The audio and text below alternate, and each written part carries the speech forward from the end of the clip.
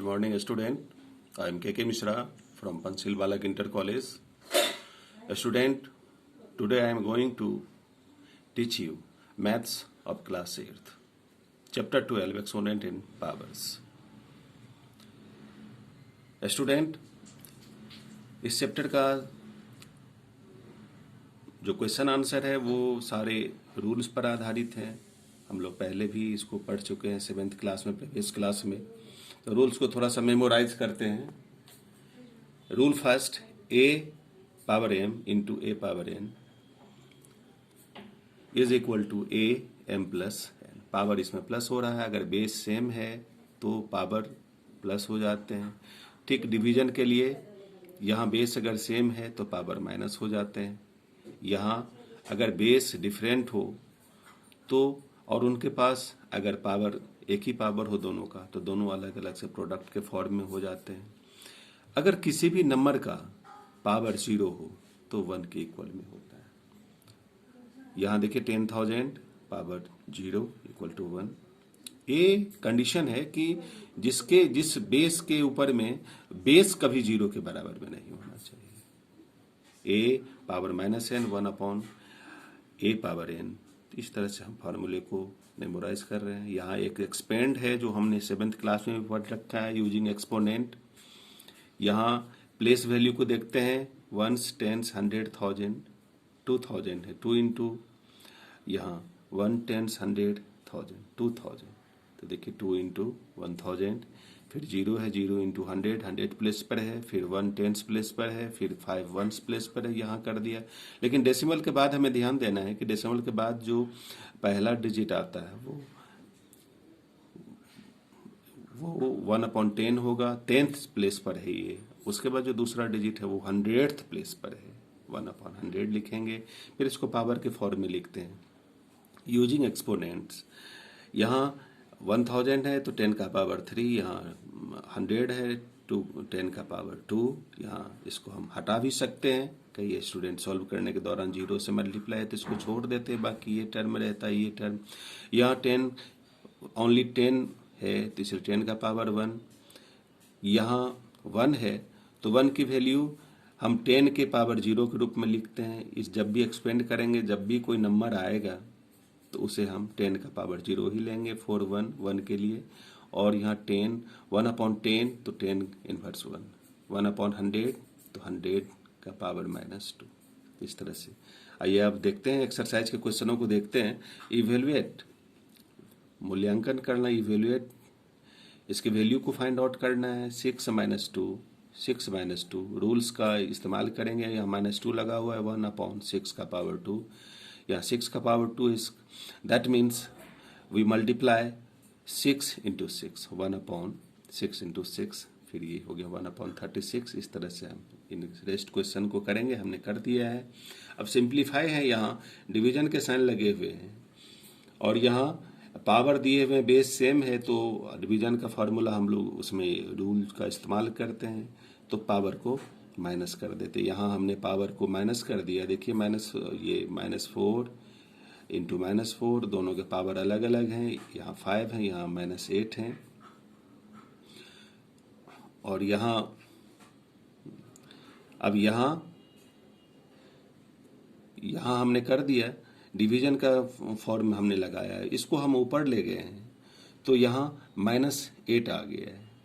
इस तरह से हमने देखा -4 5 प्लस अंडर ब्रैकेट -8, क्योंकि मल्टीप्लिकेशन के फॉर्म में हमने लिख रखा है तो दोनों को प्लस कर देंगे। एक प्लस वाला टर्म एक माइनस वाला, वी गेट -4 पावर -3।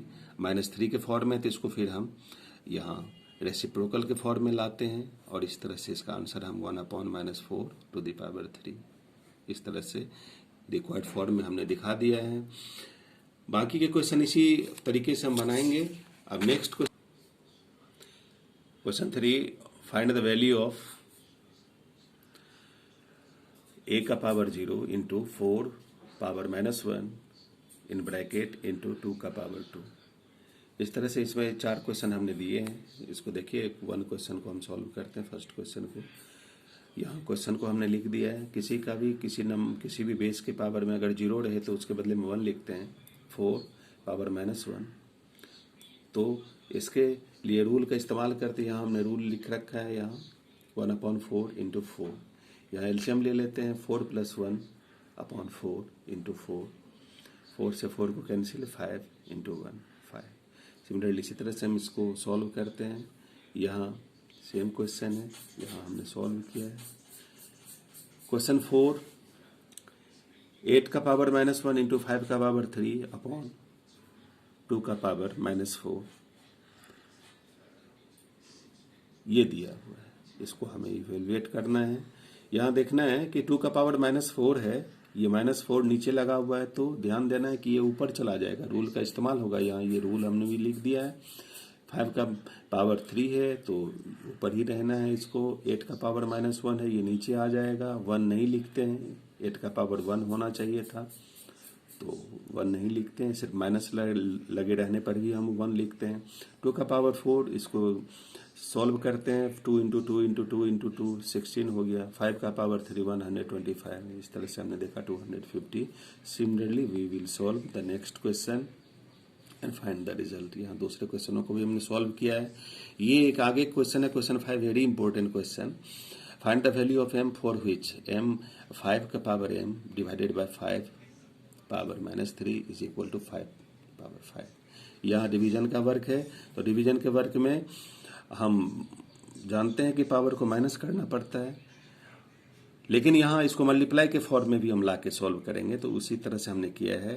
5 का पावर -3, तो 1/5 का पावर 3 इज इक्वल टू 5 का पावर 5। यहाँ 5 का पावर m इंटू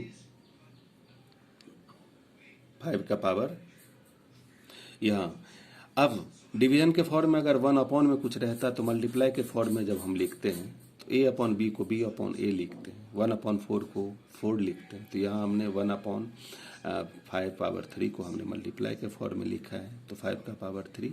इस तरह से हमने यहाँ ये बेस सेम है, पावर को प्लस कर दिया, 5m + 3 equal to 5। Comparing the power, दोनों ही इक्वल हैं, ये तभी पॉसिबल हैं जब इसका पावर और LHS का पावर और RHS का पावर दोनों सेम हो। तो हमने इसको सेम कर दिया, m + 3 equal to 5, m equal to 5 - 3 we get 2, hence the value of m is 2। Student, इसी तरह से हम इस एक्सरसाइज को बाकी हमने कर दिया है।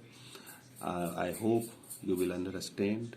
इसको बार बार आप रिवाइज करोगे, बनाओगे, और इस चैप्टर को पहले भी हमने 7th में पढ़ लिया है, तो अच्छी तरह से आप इसको तैयार करोगे, क्योंकि आगे होने वाले जो स्कूल रीओपन होने पर जो टेस्ट होंगे उसमें चैप्टर आएंगे। Okay, thank you.